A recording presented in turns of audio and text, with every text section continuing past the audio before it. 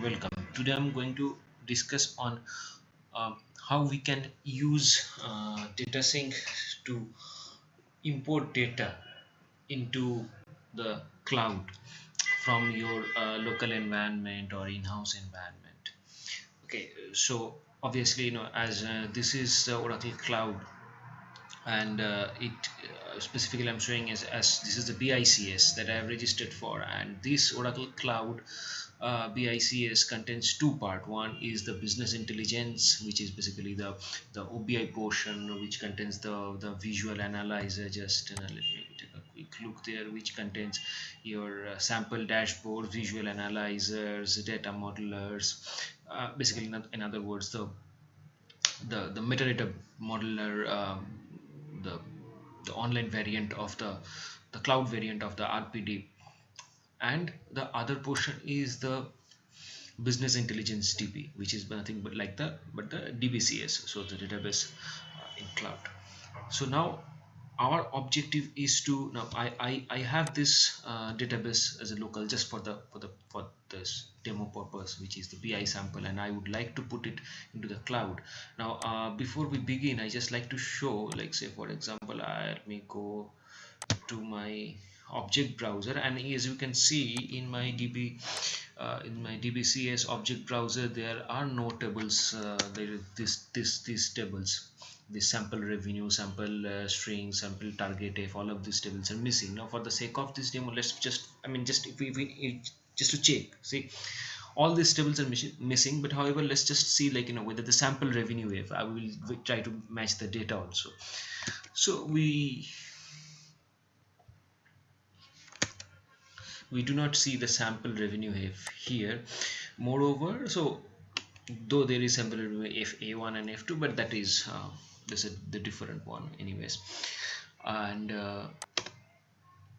so when I'm going inside this, now for the first thing before we begin, the few things that we might okay, no, before going to that, okay, so there could be multiple ways of doing that. Okay, there could be RESTful APIs or data sync, but however in this case we are going to focus only on data sync.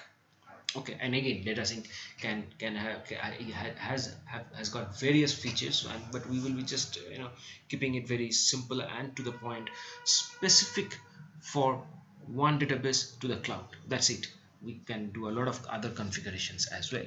However, before we proceed, just like to check a few things. Let me just go to the business intelligence DB. What is this? Okay, anyways, just ignore it. Okay, so now in this business intelligence DB, once we are in, this screen contains actually a few of the information, the service details, which are essential for us. So as you can see, okay, so this is my the overall service status of my business intelligence DB, and these are the URL and the information, like what is if I'm talking about the SFTP host, the port, all of this stuff. Okay, anyways, so once we have all this status, now let us just go to the data sync. Now for data sync, installing and using data sync is pretty much straightforward. There is no installation required. You just need to download data sync from Oracle site and then just unzip it. Just a few things before using the data sync, you have to check a few configurations pointed to the Java path, all of this. So just let me just open and check this config.bat. Okay, as you can see, I have actually already pointed it to my Java directory, Java home. So that is one prerequisite. And now once we have this thing, the next thing what we need to do is we need to run this data sync. So let me just go ahead, and so you in case of I'm using any Windows environment, so I'm just running datasync.bat. In case you are using a Linux, you can, or Solaris or Unix, you can just go ahead with the datasync.sh. So once you run it, you will see, like, okay, it's initializing. Let's let it go.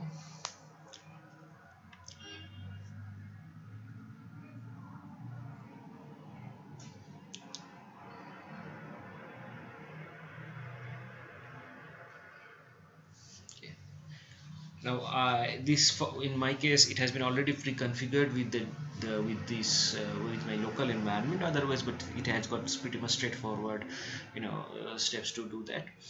However, once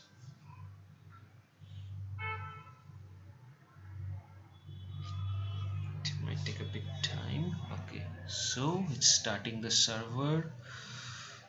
And so what happens once it is started, you will see a logo coming here, and so basically the data sync server keeps running until and unless you just click and exit it. Even actually you can schedule it, and then based on that. Okay, so I have my password, I just log in. Okay, now I can use one of my existing projects. Now let's say for the sake of it, let me just create a new project so that I can just go ahead with and sample, what we name it as BI sample 1. Okay, and okay, fine, not a problem. So now in this drop down you can see all these projects. So here I've got at BI sample 1. Let me first go to the connections. So what are my connections? As you can see, I have already, there are few pre-built connections already available. Now here as my target I have defined as the cloud environment. Let me just go and show you. Now while viewing the cloud environment, you can see it is going till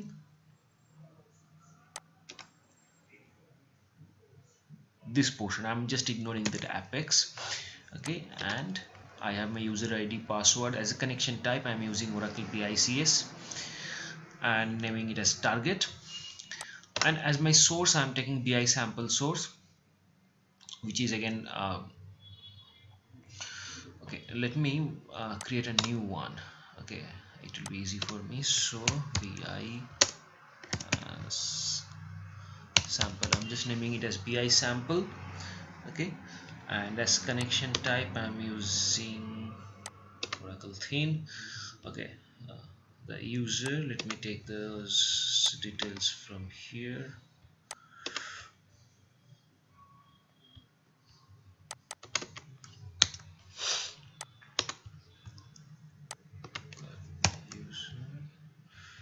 I got my password, my service is the local, so that is host, port is 1521. Okay, let's see, test the connection, let's see if it works or not. Okay, connection has established successfully. Parallelly, let's just, okay, let's save it. Fine, parallelly let us just go ahead and check the test the target also. So our cloud, so just to check whether our cloud environment connection is also working fine or not. Okay, so this is also working fine. Well, so now what we have got is our source, we have got a target. Now we can have definitely more, I mean as many connections as you want. You can have this like you can have this history, like when we have refreshed and all of this stuff. Anyways, so let me just now move to the project. So as you can see, there are actually three tabs. One is the connection, the project, and the jobs. So once we move to the projects, so this project is primarily for mapping the data, mapping the columns, mapping the tables, okay, defining the source. So it's kind of like entirely the ETL that we build, the ETL mapping and all of these things. I mean, you can see like in a pre or post SQL processing, parameters, all of this stuff are meant here. Now in this case again, as we are talking about, our source is primarily from the relational database, so let me just say data from a table. Okay, now I do not have any tables as defined here as a source. Okay, so let me just try to discover the objects. Okay, and let's see. Okay, so I'm taking now here, I can say which source. Let me take BI sample source, and I just say select. Okay, now let's see. Okay, so now what we can see here is you have got all these tables, whatever that we have, all these tables, those we have here in my BI sample schema are available here. Now what we can do is we can select a few, or we can select all. Now say in this case, let's just do a select all, and we do an import.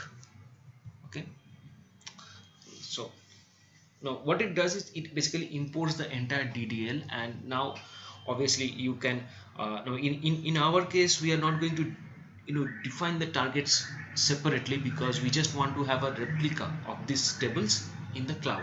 But however, in other case where you have other set of target tables, then you can actually change the mapping and try to map it to the one you exactly want to. Okay, it would take certain time because there are quite a few number of tables out there.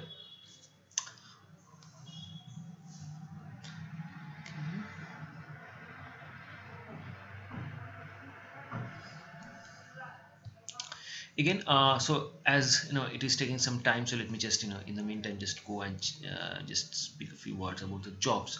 So what happens is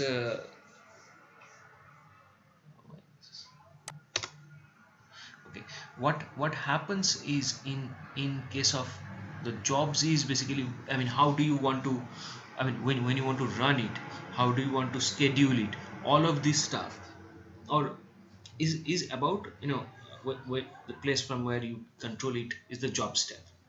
Okay, seems it is taking quite a few of the time. So now in the meantime, just also one more thing which I would okay, so now say this is actually the landing page of the database schema services. So once you are in here, you just a quick check, like how you can actually browse through your database objects. So you can click on the develop, and that will take you to uh, the next level of details. Now you have this multiple options here. Again, as you can see, I was talking about REST data services, RESTful APIs, and all of this stuff. Okay, but however, our focus is we just want to use a kind of a online version of SQL developer or Toad. So just if I just click on the SQL workshop, so what you can see inside that is object browser, SQL commands, SQL scripts, utilities, and RESTful services. Now in this case, again, so you go to the object browser, you can see your list of tables.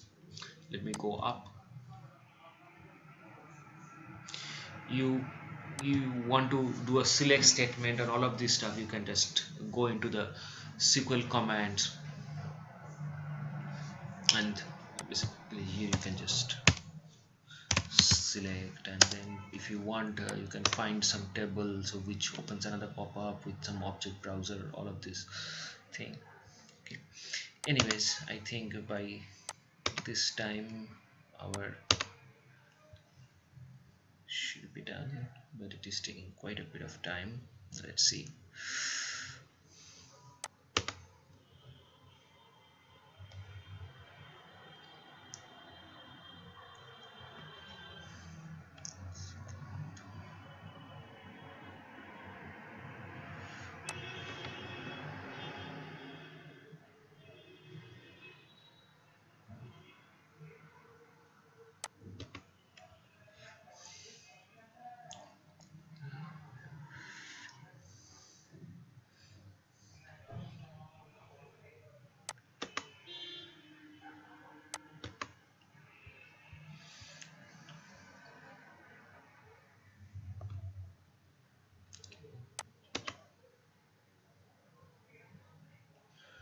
Close this thing.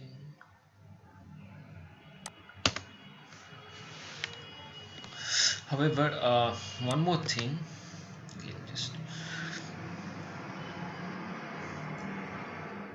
there is one place called app builder, so which again I find it quite interesting, because you can see there are multiple apps available, or you can actually create your own app. Okay, or it's a productivity apps. You can just, so it's a productivity apps tab, so just open that. Yeah, so what I was saying is, like, you can see these multiple apps available. Frankly, I haven't also explored much of them, but so there are multiple apps available online which again can be used apart from this SQL or Toad, this or the SQL schema browser and the select query. Okay, so I don't know, it is taking quite a bit of time. I don't know what is going wrong here.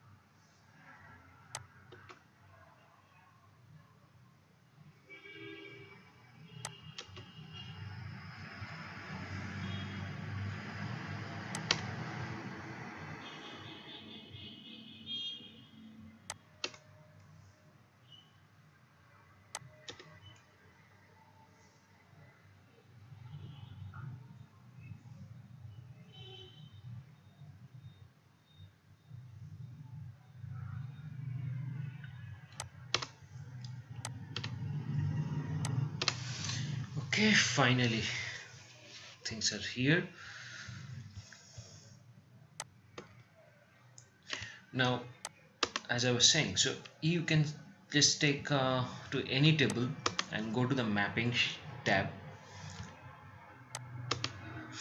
In the mapping tab, you can see source and target column names. In our case, both of them are the same because we are talking about just creating these tables once again.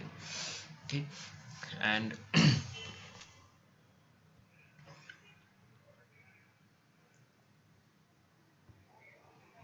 if you want, you can actually make check this thing, so few of the tables if you want them to be inactive.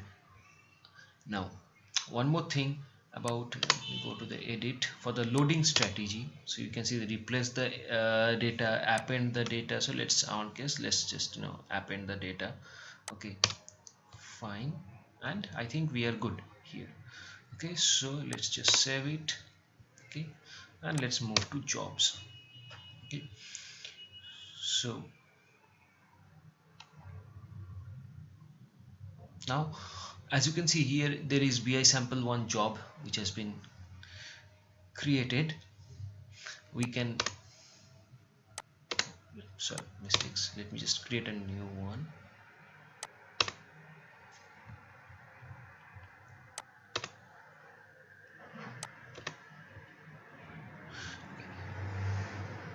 So as you can see, this BI sample one job has been created already. So, and here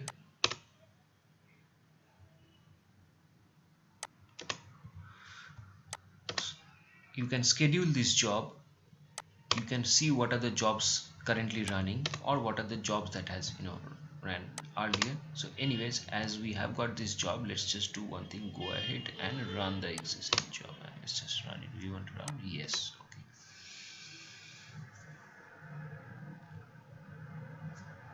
request successfully submitted. Okay, now let's see the current jobs. Okay, you can see this job is running, executing in an executing mode. Okay, parallelly, let me just go and okay, let me just get rid of this stuff, this window.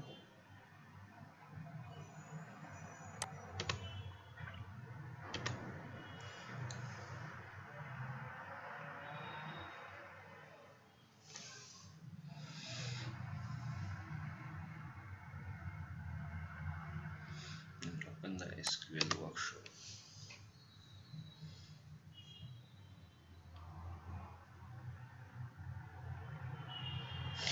you can see here what are the tables recently created. So all of these are pretty old.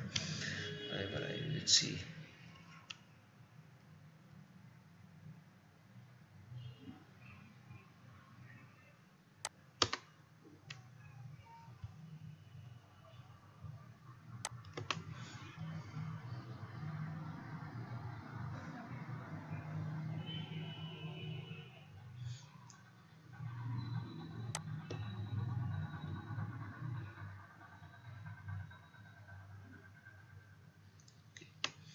Let's see. It compiles.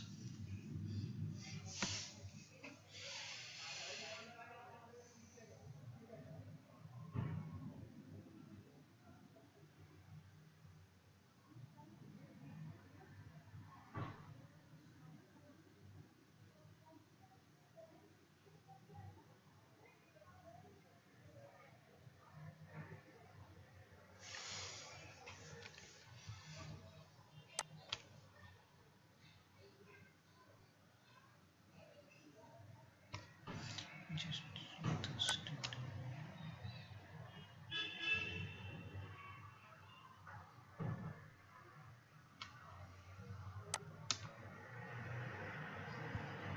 let me check here if I see some new tables are getting created or not. No, not yet.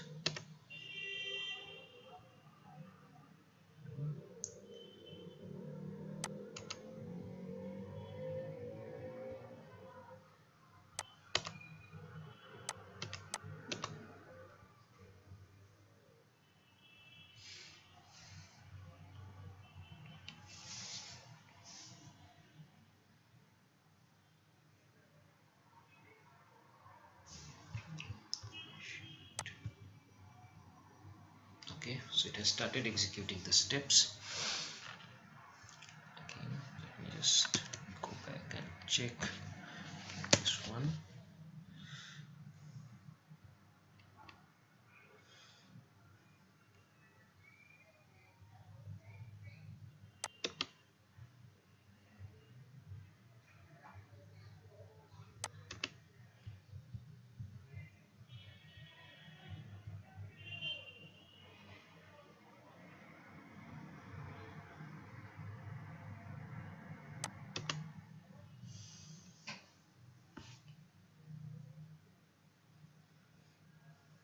Okay, as you can see, so now it is 8 seconds, 10 seconds. So now my tables are getting created and data is getting loaded, which is good. Fine, executing step versus 19%. Okay, so I don't know, last time when I ran it, probably because of my processor is occupied, I mean parallelly OBI services are running, database services are running, so because of that my processor is really in a, I mean my CPU is in a really bad shape. So because of that it is taking this much of time, but otherwise what I've seen is it's fairly uh, quick. I mean it doesn't take like max took me uh, 2 to 3 minutes to load this entire schema, which is good.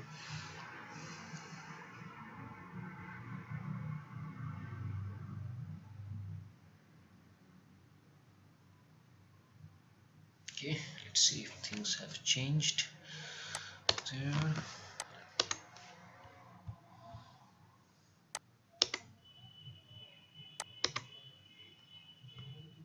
Mistakes.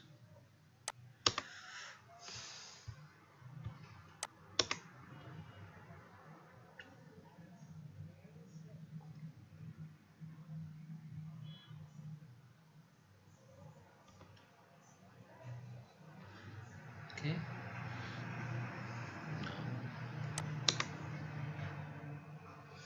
okay, 72%, so hopefully in a few more minutes it should be over and we should be able to view our tables in the cloud. But however, in the meantime, why don't we just take a look, as for the testing purpose we are going to look on sample revenue F.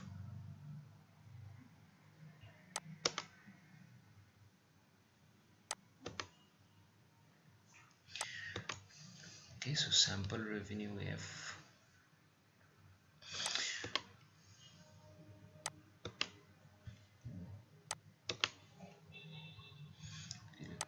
check sample. Okay, first let me refresh this one.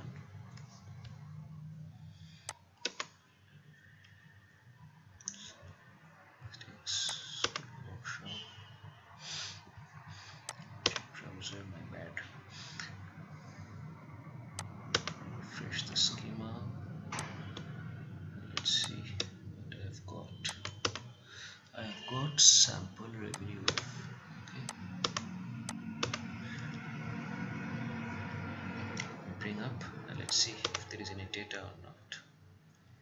And the data is in there. So bingo.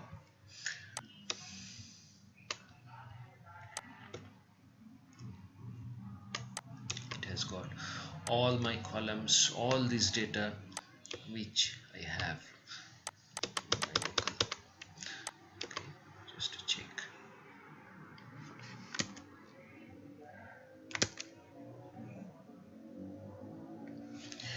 Okay, let's see what is the status. It's 97. Okay, so it's almost completed. Now once it is completed, it would move from the current jobs to the history, so we can see the earlier runs, how far it was successful, or how what is the percent, I mean how it failed, or just refresh it. Let's see if there is any change. No, not yet.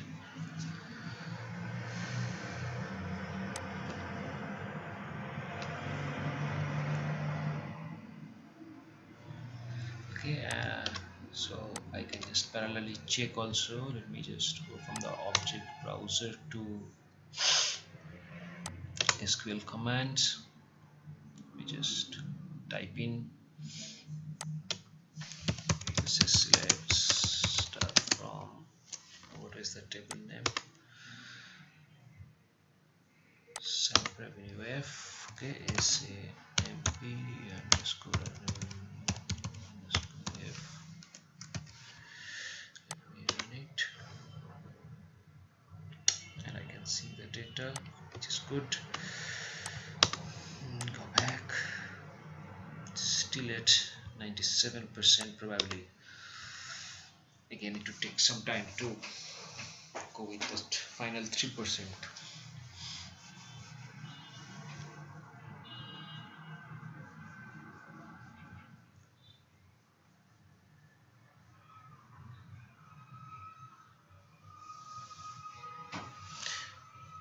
Okay, so I see there is one failed task,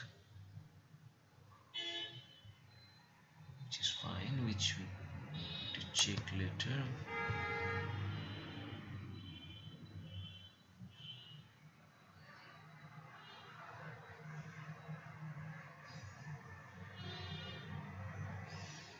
Okay, and the status is run status failed. Okay, let me just save it.